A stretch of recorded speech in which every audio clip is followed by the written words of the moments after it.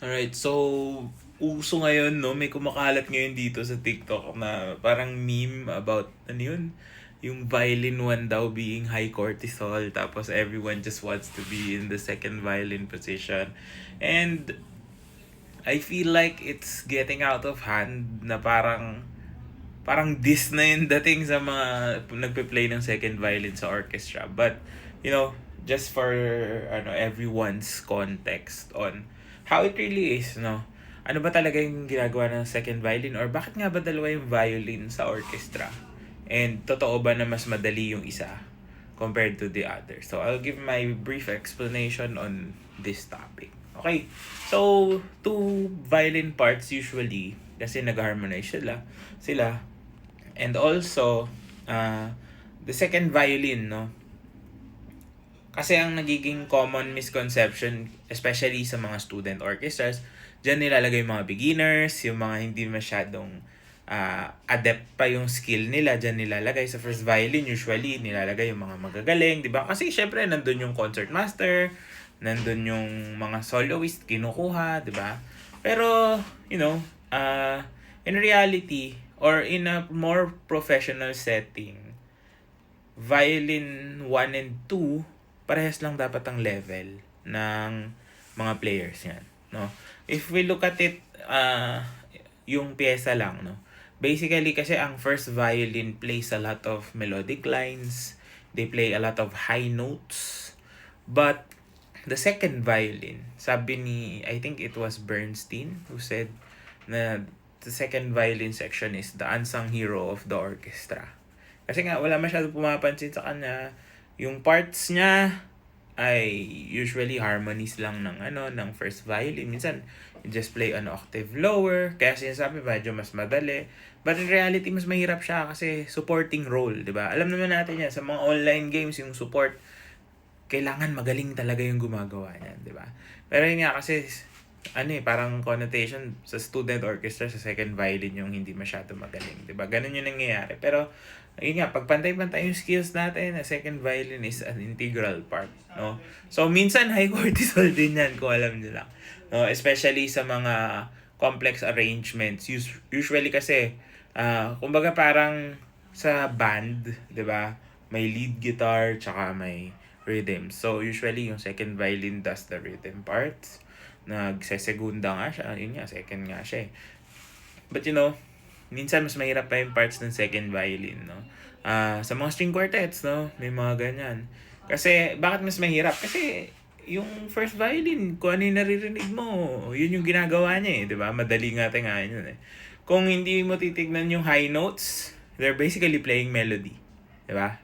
And the melodic line is, number one of the most recognizable lines. So, madali siyang hanapin, madali siyang tengahin, madali siyang jawihin, no?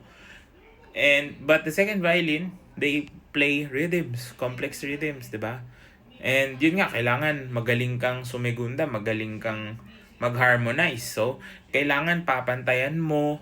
If not, sometimes, no, especially if they play octaves, kailangan mas angat ka para mas iangat mo yung first violin, di ba?